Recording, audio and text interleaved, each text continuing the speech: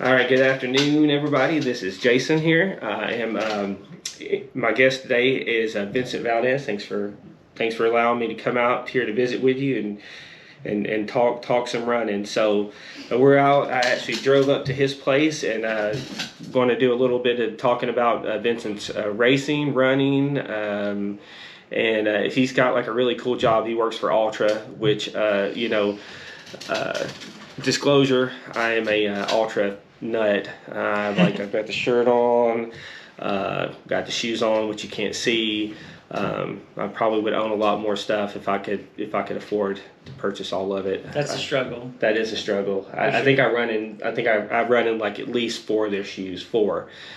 So anyway, so we'll get to Altra in a minute. Let's get into Vince in a little bit. So tell me a little bit about yourself. Are you from the Middle Tennessee area? You know, kind of where are you from? No, I'm actually, I think you can see in the background a little bit. I'm from Texas originally. Uh-huh.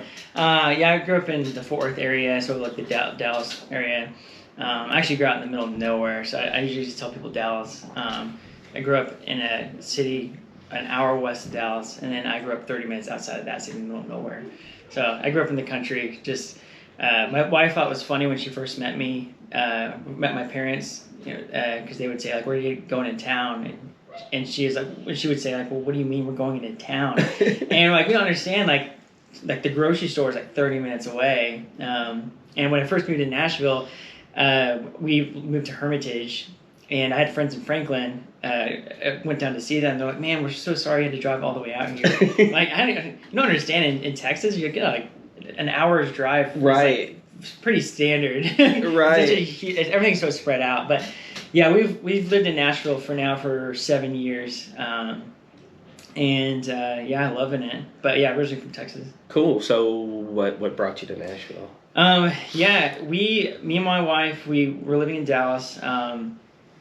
And we were just tired of living in Dallas, to be honest. And I used to play bass for a living, and used to travel, all over the U.S. and the world as well. But I liked Nashville, like the Tennessee and the Carolinas area. So me and my wife just went on a road trip through Nashville and North Carolina, and we decided we were going to move to Nashville. So we just picked up and moved, and for no reason at all, and just now we're here. But it's almost like you moved from one music scene.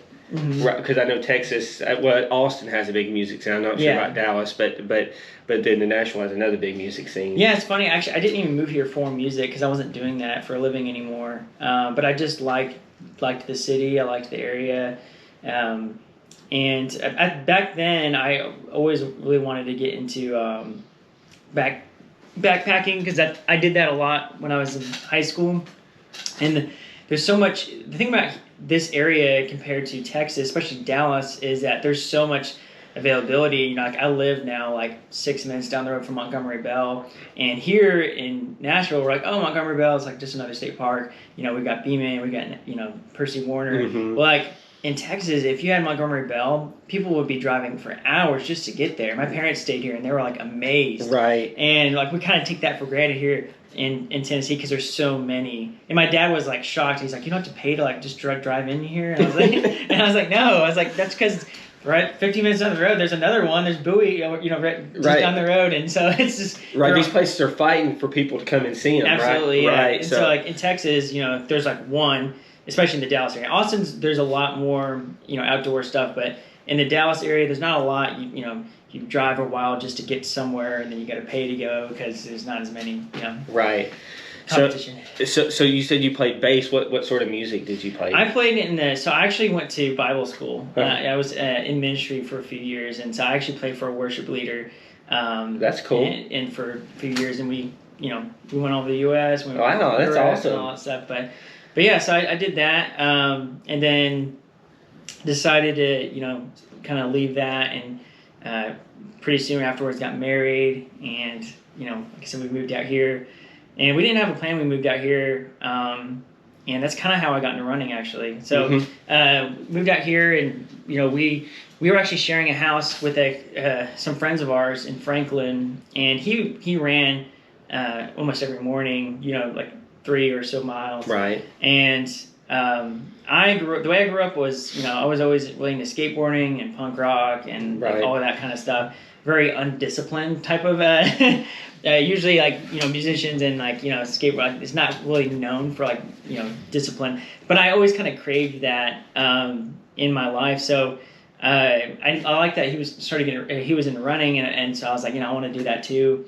And so I tried running with him. I think it was around this time in Nashville or the Franklin area, so it was pretty hot. But the first time I ever tried running, I ran like, do you know where the factory is in Franklin? Yes, so yes. he lived like behind there, and so it was only like a quarter mile, maybe a half mile to the factory. And there's a storage unit right next to area. I don't know, it's like a facility next to the factory.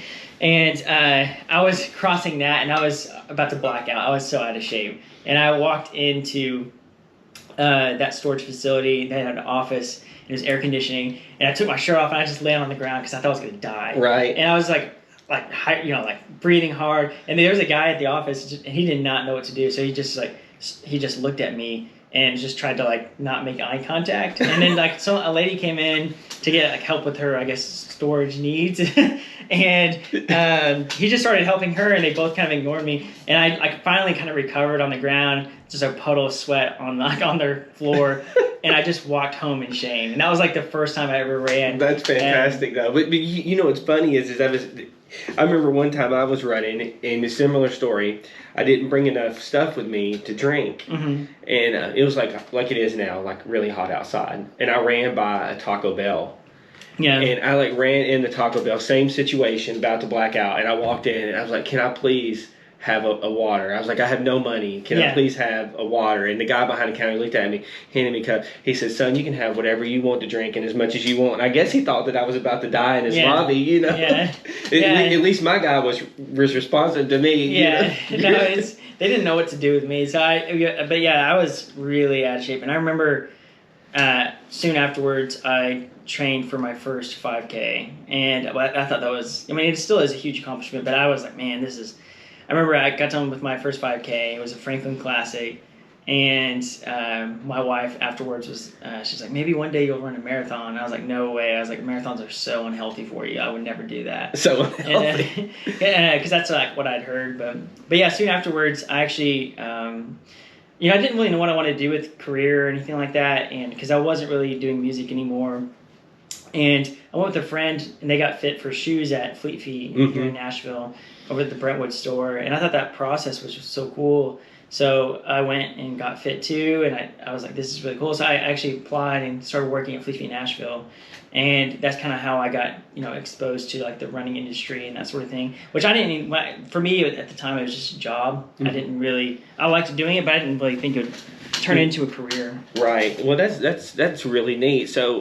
So you started with the 5K. Did you progress? Did you do the progression like a lot of us did, where you started the 5K and then you went like the 10K, then the half marathon, or did you go like from a 5K to a marathon, or what did that look like? For me, it was 5K, 10K, 50K. So like I went straight. So you skipped the marathon. Yeah, I skipped half marathon because those are unhealthy. Yeah, and exactly. 50K is not. Yeah, I skipped half marathon. I pretty much stopped road running after 10K. Because what happened is I was working at Fleet Feet, and I saw that they had a program, and I didn't even know if trail running was a thing. Like, especially like it being from the Dallas area, there's still a lot of people, like my family and stuff, when I try to explain what that is, they're like, oh, it's like cross country.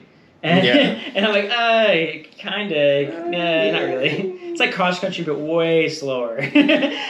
Considerably slower and a little bit more danger involved. A lot more suffering too. Right, more suffering, yeah. But anyway, so I saw that they had a trail running program and they had a 50K, and the only thing you had to do to start the training program to like qualify, I guess, for it is to be able to run 10 miles. And so I was like, hey, that'd be cool, because I really liked backpacking. I was backpacking a lot at the time. And I just thought, if I could combine running with backpacking, like seeing all this beautiful stuff and on trails and stuff, that would be awesome. So So what? Like you said, backpacking. Were you doing like section hiking, or were you doing? No, it was nothing extreme. It was just like weekend backpacking. Oh, okay, so just like a little excursion type of Yeah, scenario. yeah. It wasn't. No, I mean, it was just going out with friends and doing some backpacking trips around Right. Fall Creek Falls. Oh yeah, absolutely. Savage Gulf. Savage Gulf is great. Yeah. All that area. But yeah, I signed up for the dirt bags. It was my first 50K was the Gnawbone, and I trained for that. And I just surrounded myself with people who knew way more than me about everything, basically. And so Kyle Wellham was a good friend of mine, and he helped me a lot. Mullen Timms was trained. She trained me for my first 50K, my first 50 miler. It helped me a lot with anything beyond that. I still ask those people a lot of questions, and if I could give anyone advice, it's just surround yourself with people who are way more knowledgeable than you.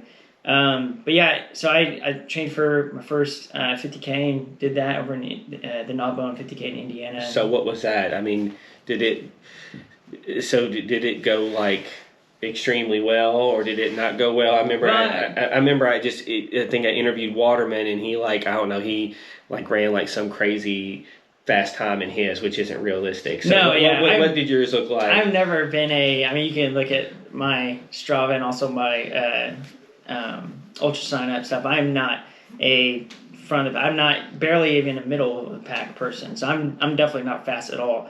For me, it's just about getting out there and just seeing what I can do and trying to do better than I did before. Right, absolutely. But yeah, so I think it went pretty decent considering it was really muddy that year. Usually that race tends to be pretty muddy, but I think it was like just under 8 hours or something like that. So I think kind of middle of the pack type thing. But I had a hard time. It's like the first 50K as per usual, especially towards like the later half and.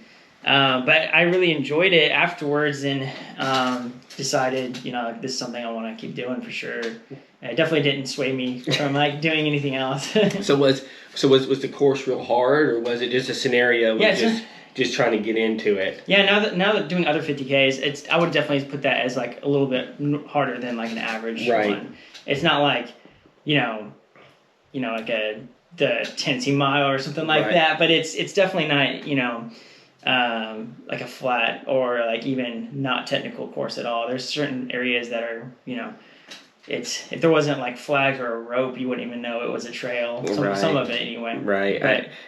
Because I remember when I signed up for mine, I think we were just talking about it before we started. It was the Yamacraw here. I'm wearing the hat. I was told it was a really good first 50K to run, and then I got out there and I started running it, and I was like, this isn't real easy. No, everything out there, like No Business and Yamacraw, all of Brian's races, they are not for the faint of heart.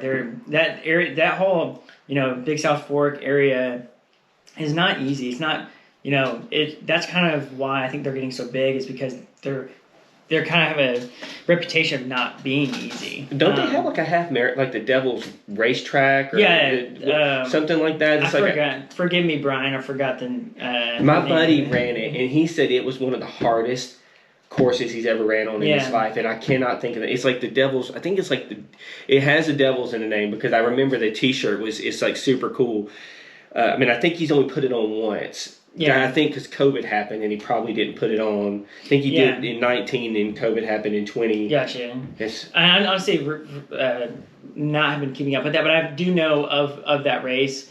I know Brian's been putting a lot of his efforts into No Business, just because he finally got that a Western States qualifier, which kudos to him, because that's a hard feat to get. That's a tough course too. Yeah, it is. I've actually ran it twice now and DNF'd twice. So, but it's definitely not an easy course. But yeah, I mean, running my first 50K is actually what exposed me to ultra, and ultra is definitely the reason why I kind of made the running industry a career for myself. Because when I was training for it at the time. Fleet Feet Nashville, I was just, I worked there, so I wore everything that they had, and but my first trail shoe was a Nike not the Terra Tiger, the Wild Horse. The Wild Horse, yeah. And which is a great trail shoe, but I was just having issues in it. My feet were like hurting on the sides, and it was just, like a 15-mile run my feet would just be hurting at the end. And at the time, Fleet Feet Nashville wasn't carrying Altra. I didn't even know what Altra was. But I walked into Cumberland Transit, and they had the Altra Lone Peak 2.5, which is still probably my favorite Altra shoe. Mm-hmm. And so I tried it on, and that thing, it just changed my whole world. It felt amazing. It felt like it was just like a slipper that I just put on that I could run trails in.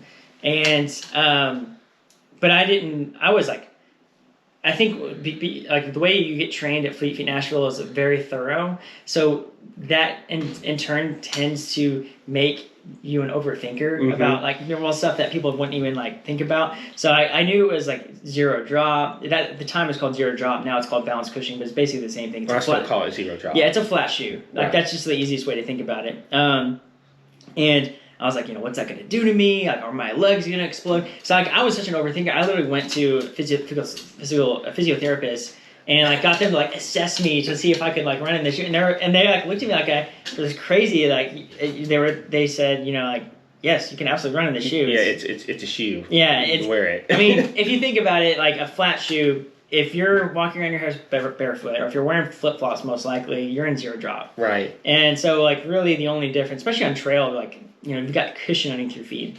It's whenever you're in a minimalist shoe is when people start to have like a lot of issues. Like the Vibram finger shoes. Yeah. Like, that's like a whole different level. That's like literally wearing like a sock. Yeah, it's basically you're not wearing anything basically. So like that's one of the reasons Altra put balance cushioning. They changed from zero drop to balance cushioning because they wanted to remind people that Altra actually has cushioning in the shoe. Right. That's because it makes a big difference when you're going to a flat shoe. Now, did you have any sort of adjustment moving into to the zero drop at all? On paper, I should have, but I was running in a Mizuno Wave Inspire with an orange Superfeet, so I was probably like a 18 millimeter like heel elevation, or or heel drop or whatever. And I went from that to a Lone Peak and just went right to a 50K. I think my first run, my calves were a little tight. After my first run, though, I didn't have any issues. I just went straight to running into a 50K in it. But yeah, I mean, I don't remember having too many issues myself with them. And I mean, it's. I remember when somebody told me about Altra, they were like, you might want to try these. They're zero drop. They're better for your foot. This is the way this is the way you're supposed to wear a shoe. And I was like, you sounded like a salesman right now. And they're like, I promise I don't work for the company. Oh yeah. And so it was like a friend of mine, right? Yeah. In a running group I had, and so I bought what everybody does. I bought the Escalante. Everybody's like, you got to buy the Escalante because that's like, and I think I got them for Christmas, and I started running in them, and since then. It's literally like all I run in. I mean, I think, unless there's like a shoe on clearance, like for $50, I bought some of the Solomon sock for like $50, because they were $50, right? Yeah. But I still do all my hard training in Altra Torrens. No, I mean, it changed my world because it got me down this path of reassessing the way I look at footwear. And because if you think about it, like a tapered toe box, where it kind of tapers at the end, that's actually still pretty new to mankind. Before we started riding horses, footwear wasn't really a lot like that, which is a long time ago, but still fairly new. If you look at a human foot, especially when a newborn, I have a 1-month-old right now, and when you look at their feet, they're actually perfectly shaped. Like 95% or so of children, their feet are born with a foot shape, like a typical triangle foot shape. Right. And it's modern footwear that has actually changed and morphed and created issues in adults, like bunions and plantar fasciitis and Marfan neuroma, all these things that we deal with, and that it just got me down this path of looking at natural footwear. And I do think it's the wave of the future because 50 years ago, when eating organic was only for like hippies, right? And now it's like the way to go. Yeah, right? Now you got like soccer moms and like their minivans going up to Whole Foods, and if they're presented with organic chicken or non-organic, most of the time they're going to pick organic because it speaks to them that it's better for you. And I do think that Altra is definitely that organic chicken of running shoes. So when you moved to Altra. and you moved to Ultra and you started wearing their shoes.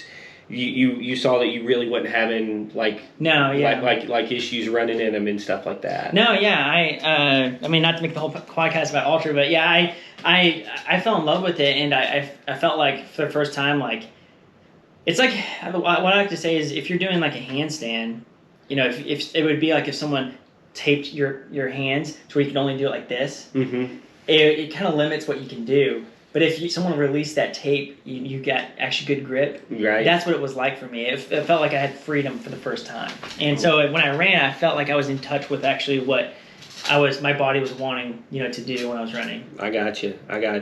We're going to take a quick break, and we'll come right back, and we'll talk some more about Vincent's races.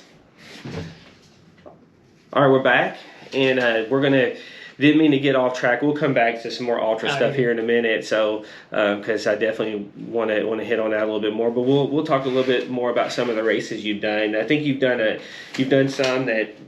lot that people have heard about. Like you just got finished running Yamacraw. Everybody knows about Yamacraw. I think you've done the Music City Ultra. Yeah, the Trail Ultra. Yeah. That one's not easy. No, yeah, John Harden's race, none of his races are easy. But the Music City Trail Ultra, that was actually my first 25K, leading up to my first 50K.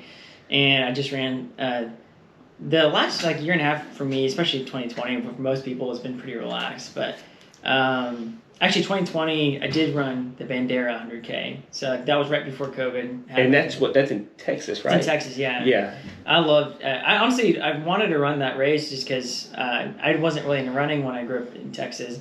And I thought it'd be fun to run, in home state, and just kind of, my grandfather, Walito, on my dad's side, he actually used to, he was a ranch hand. He used to do stuff out there in Bandera. My dad kind of grew up semi-close to that area. So I thought it'd be really cool to run out there and see the different terrain and kind of what we're used to around here. So what time of year is that race? That's in February. So it's not very hot for Texas anyway. I mean, a lot of sun exposure, but a lot of rocky terrain, a lot of bloody. Yeah, that was my next question. What's the terrain? Is it kind of is it just kind of rocky, deserty type, or yeah, it's not deserty, but like Texas hill country. So a lot of dust and a lot of rocks, a lot of loose rocks, and a lot of hills too, for Texas anyway. And my dad crewed me for that, which was really special, and it was kind of his first time kind of being exposed to that. And he was really worried for me because he kept seeing a lot of runners coming in with big bloody knees and stuff, because there's a lot of people falling. It's really easy to fall out there because there's so much loose gravel and loose rock. But it was really cool to kind of do a race with him. That's awesome. And then you did that one, and then another one I think that is more one we don't really talk about. Like you did Blood Rock, right? Yeah, that was my second 50K. That one's hard. I've always heard it's hard. Yeah, that out there is just hard in general. It was at Oak Mountain, I think, or something. Yeah, Oak Mountain. My first Birmingham area. Yeah, my first trail race was Race to the Lake, and that's out at Oak Mountain. Yeah, and it's I think it's 10 miles, and you cover almost 3,000 feet in 10 miles. I think my rap sheet, I have not done many flat races. I think that's kind of next on the list for me. I want to do some different terrain. Do some flatter type stuff. For sure. Well, I do a lot of flat stuff, so I can give you some pointers. I can tell you, and we've had a lot of conversations about this in some other interviews I had, and we had it with Jason and Eric Waterman, and I actually had an opportunity when I crewed Greg Armstrong and Will Ells at their SCAR run that they did last year. We talked a lot about flat races and flat runs.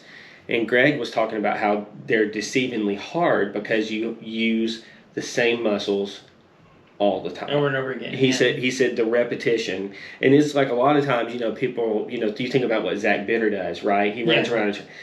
I can't imagine running that pace No, that guy's a freak. Right, you got him, and the new phenom is Taggart Van Etten, I believe, is the new hot flat runner. I call them flat runners because he does a lot of the track stuff too, like Zach, does, and I think Taggart, Taggart's really fast too. But like you just constantly use that, so that's definitely, I think it would definitely be something fun for you. Definitely recommend lots of greenways. Yeah. No, I mean, for me, the future is this year. I really wanted to kind of focus on supporting other people, and so this year I'm going to be helping out crewing and probably do some pacing for Jason, one of the owners of Cumberland Transit. Mm-hmm. He's doing he calls it the no, but it's 100 miles at no business, before no business, and then he runs 100 miles. Right. And didn't he just get an FKT as well? Yeah, he just got an FKT with the Art Loeb. Loeb, yeah.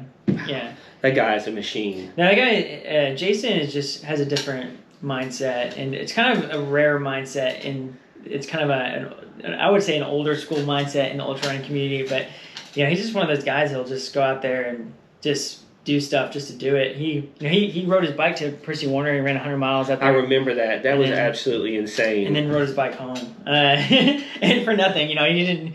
But he's also been a big supporter of mine. He paced me in my first 50 miler. He's always helped me a lot, not only on trail but off the trail, just in life. He's a really good guy. And so, but yeah, I'm going to go out there. The plan is to go out there with him and help him with whatever he needs. His wife, Amber, is the best crew chief ever, and so I'm just gonna listen to what she tells me to do and help him. So that's on the books for me. And then I have a friend from Dallas flying out to do the Tennessee Mile. I'm gonna crew him for that too. So just a lot of crew work for me this year, and we just had our 3rd K. We just moved into a new house. Yeah, you definitely need a break. Yeah, and so from running. Yeah, I'm probably gonna sign up though for the Bell Ringer 50K. And I'm actually looking at the Black Canyon 100K. Black Canyon, that's a big one. I've had a friend that did the 100K out there. I think I'm starting to fall in love with the 100K distance. I like that distance. I liked it a lot when I ran Bandera because it's kind of, I don't know, something about that distance that's, for me, 50 miles is kind of hard to wrap my head around as far as like timing and stuff like that. And 100 miles is a different beast in general, but 100K is, it's kind of like a nice in between. Yeah. What's ironic, I've never actually ran a 100K race. I've hit that distance twice in attempts to hit 100 miles. Yeah. But for like I said before, like for me the sweet spot is the 50. If I could manage all my races like I manage a 50-mile race, I would be so good because that's the only one I've seemed to have figured out. Yeah. I want to sign up. I've thought about signing up for one of the pistol races. Yeah. That's another flat. Yeah, for sure. And it's also, I heard it's a good first 100-miler as well. Yeah. For a lot of people, but anyway, so you got that going on with crewing him at No Business, and So, like, from a crewing standpoint, have you done a lot of crewing for people? No, actually, I haven't, and that's kind of one of the reasons why I wanted to. One of the main reasons I fell in love with ultra running is because of the community. There's so many people willing to support you on the stuff that you want to do, and yeah, I mean, I want to be a part of that too, and help, helping my friends out accomplish their goals, and I think that's a big part of ultra running. Is doing that. I can tell you right now, one of the greatest ultra running moments I ever had was last year crewing Will and Greg at Scar. Yeah. Because it had been a passion of my buddy Will to accomplish it. Like he really wanted it. Yeah, for sure. And Greg stepped up and said, you know what, I'll run with you. We'll do it together, right? Because Greg, I don't think had done it either at that point. Mm-hmm. And it's flipping Greg Armstrong. He's like a legend of ultra running. You hear about him, but you don't really know what he's like until you're around him. And so, crewing them, and the thing about Scars is only true crew access points, period. Yeah. One at Newfound Gap and then one at Clingman's Dome, and that's it. And I remember what it felt like Dome when I turned them loose, and I knew that he was going to make it. Yeah, because sure. because there was no doubt at that point, because he couldn't stop because there was nowhere to get him, in short of them calling in a rescue helicopter, right? Yeah. And so I remember thinking to myself, like, sitting there, and we were, tracking him on the spot tracker and stuff, and watching them running down the mountain and stuff. And I was thinking how excited. I mean, I was just as excited for him as he was. Of course, he looked like he was about to die when he finished. Yeah. Plus, it didn't help that we came out at a spot that was the wrong spot, and then we had to drive down to watch them touch the sign. The famous sign that you have to touch. And so, you're right. I think crewing is a whole nother level of satisfaction. I'm excited to crew Jason too, particularly just because. Jason just tries to do stuff that is honestly kind of dumb, and I mean he knows that, but running No Business is a super hard 100-miler, right? And he's gonna try to run it twice, and so crewing someone for a 200-mile race is a completely different animal. So I'm excited to be a part of that and to see what that looks like. It's not every day when you're crewing someone for like a 100-miler where. It's not really normal for them to say, all right, set a timer for 5 minutes. I'm gonna lay on the side of the trail, right. Take a nap, and then get up and go after 5 minutes. But so I'm excited for that. But yeah, for me this year is really just about supporting friends and being friends to being friends to my friends basically. So that's cool. That's very cool. So is there any race that we haven't really hit on? One that you really proud of that you can think of? For me, I honestly my races I'm just proud to finish them. So not on paper I wouldn't say oh man I crushed this race because I don't know on paper if I crushed any race, but probably the one I had the most fun at was Bandera. Just a mixture of just first 100K. My dad was there. The terrain was cool. It's just a cool, kind of unique kind of race. I definitely recommend it. Brian's races are always top notch. Yamacraw, No Business. Both those races are getting to be exceptionally hard to get into. I mean, Yamacraw, you have to wake up the morning that it goes on sale, to get in, because it's it sells like that. Yeah, no, I mean it really is it's the new, it's beginning to be a super. Not that it already is a super legitimate race in this area because it is your chance to Western States, get into Western States, but it's also a really hard race. It's not. It's not it's not a good first 100. It's not a good first 50K in some cases. But yeah, that area out there is just pretty unforgiving. But no, I mean, I guess going back to I would probably say Bandera is probably my favorite kind of race experience. That's cool. That's cool. I've never really I'd heard of it, but I never actually knew much about it. Because you hear about tons of races. And so since I've started doing this, I've tried to learn about as many races as possible. And and it's crazy because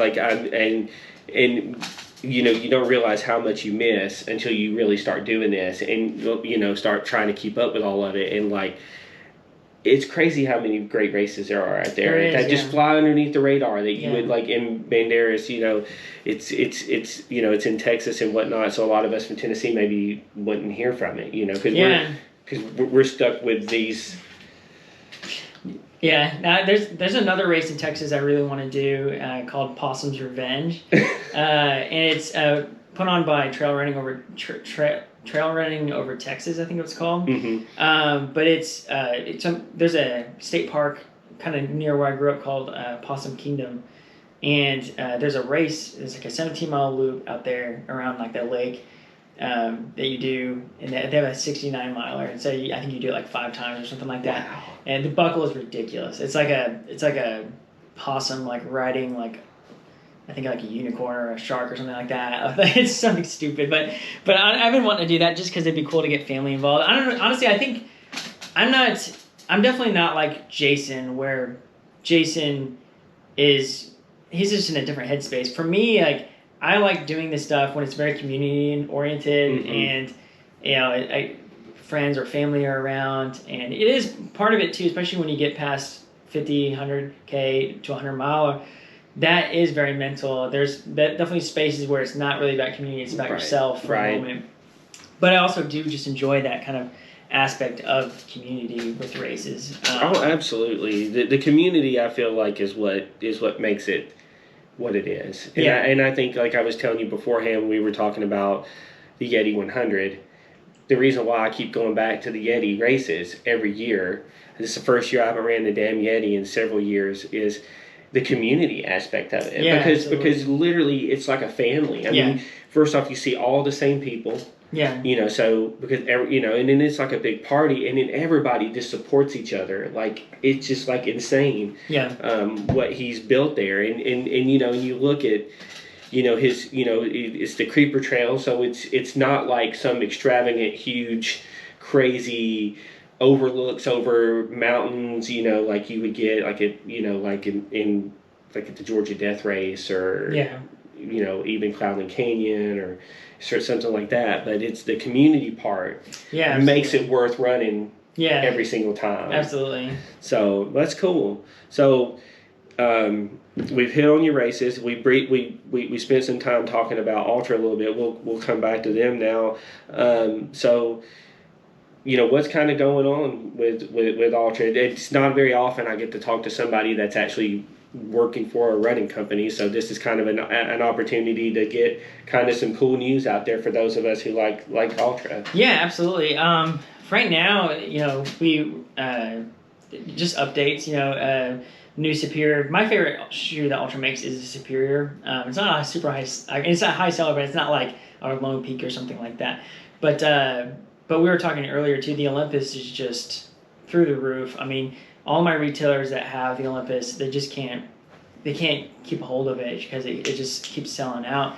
And we're just having a hard time keeping up with how many people are wanting the Olympus.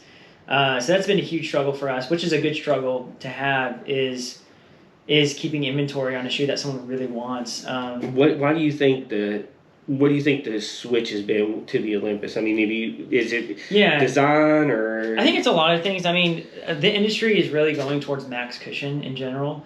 That's why you see brands like Hoka excelling so well, because max cushion is kind of, and you see all these other brands, other brands in the industry making a max cushion shoe now. Olympus has been not a new shoe for us. We've had it for years and years. Yeah, I was going to say I've ran in it for several years now. Yeah, but it's with a new, it got redesigned a few years ago, and ever since it got redesigned, when I sold it in, and really a lot of my retailers and me myself really didn't go at that shoe very hard, just because it's always been not a number one trail shoe for us. But now it's it is. Just like I said, through the roof. Through hikers as well as a big part of the Ultras, on trail. Ultra was actually at Damascus for trail days, where all the through hikers kind of gather to celebrate, Yes. And 75% of them were wearing Ultras, and a lot of them were wearing Lone Peaks, and a lot of them were buying Olympuses at trail days. So the hiking community and the ultra running community is super strong with us. We're growing a lot with Road too. We came out with the Rivera, which is a cool shoe. A lot of people think of Ultra as like a wide shoe company, where like if you have wide feet, you can wear Ultra. Right. It's not really the reason why we came out with the Rivera is to show people it's not really the truth. We're a foot shaped company, so it's we actually have 3 fits now. We have our traditional fit, which is going to be like a Lone Peak or an Escalante. We have our kind of our medium fit, which is like a Temp or a Torin, and then we have our I think it's called Form Fit, which is a Rivera. So Rivera is definitely for if you have like a more medium to narrow foot, that's gonna be kind of a good shoe for you. But yeah, I mean, we were kind of talking earlier that in the running industry you have. Every single brand's it's kind of like cars. Everyone's gonna make a sedan, a minivan, or like a truck. Everyone's gonna make kind of the same thing. And when you're trying on shoes, you're just really determining which ride do you like the best. Working for Ultra is fun because it's kind of like it's like Tesla. It's like a completely different thing.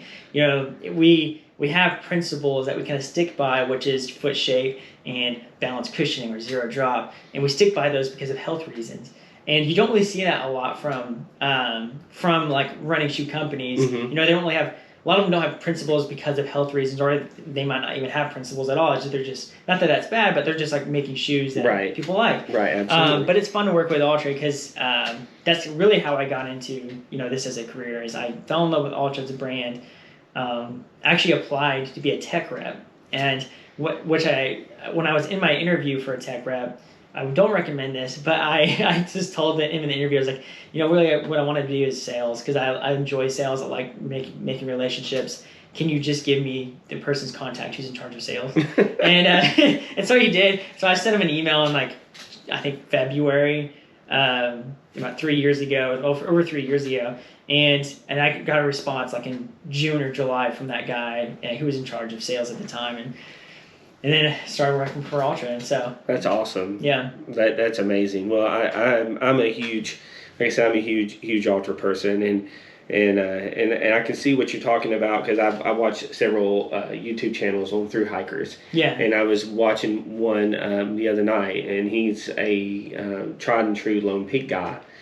And he made the comment, he was about, I think he's hiking the CDT, and he said, I may have to move over to the Olympuses. Yeah. It's just funny because you would not have heard that like a year ago. Hopefully he can get them. but like, you know, because like he lives and dies by those Lone Peaks. Yeah, and he, for like, sure. you know, he just goes on about him. And I think that's what's really great about what Altras do is it's not just a running shoe. Yeah. You can look at it, it's a lifestyle shoe. You can use it for running, you can use it for hiking, backpacking, you know, just, they actually do have lifestyle. You guys have lifestyle shoes. Yeah. I've seen those as well. Those are actually really nice. But I think it's really cool to see that you're right, that it holds true to, like, you know, you're aiming for like your foot health. Yeah, and, for sure. And whatnot. And I can testify that, you know, for myself, I've had hardly any feet issues. Yeah. Very few. Moving to Altras, and I wouldn't, you know, none of my big runs or anything will happen without me being in some sort of an Altra, which is good for you. Yeah. Yeah, no, I mean, it's super fun working for Altra. I love it. So I could definitely, it's easy to sell something that you really believe in. And I do believe, you know, in that, you know, we're getting into Altra really sent me, like I said earlier, sent me down this path of like studying natural footwear, and, you know, what kind of shoes do I want to put my kids in, you know, that when they get to be, you know, our age, that they're not having to deal with all these issues that a lot of adult runners deal with. And so, like, you know, I put my kids in before my kids are pretty young. I have a 6-year-old, a 4-year-old, and a 1-month-old. So the ones that are actually walking, you know, before they could wear Altras, you know, researching, you know, other brands that are, you know, still foot shape and minimal, so that way they can build foot strength. It's a lot of this running industry is about, you know, stopping pain, which makes sense because there's a lot of pain out there. Lots of pain. Yeah, a lot of pain out there, or it's just foot issues, or just leg issues, or just body issues in general. But if we can rehabilitate that and make your body stronger, to me that's a win. And keeping your body healthy, as opposed to, you know, basically keeping your injuries at bay. You know what I'm saying? But yeah, kind of going down a rabbit hole. But yeah, a lot of cool stuff, you know, in the works for Altra. And, you know, a lot of good momentum. And we have because you were saying earlier, we have a pretty high customer retention rate, because once you get used to a foot shaped shoe, it's kind of hard to go back to something different. Right, it really is. So I think, you know, once you got people locked in, as long as you just keep building on that with good products, you're destined to keep winning. So well, all right. Well, I won't take up any more of your time. I feel like you and I could sit here and talk about shoes and I could talk shoes all day. Running. I mean, I when it comes to Altra, I could too. So, but anyway, I again really appreciate your time. Thank you for opening up your office here for me to come down and do this in. And, absolutely. And so this is Jason. If you haven't already, please subscribe to my channel. And hit the like button there. That goes a long ways to help me out. And thank you again. And I will see you guys on the trail.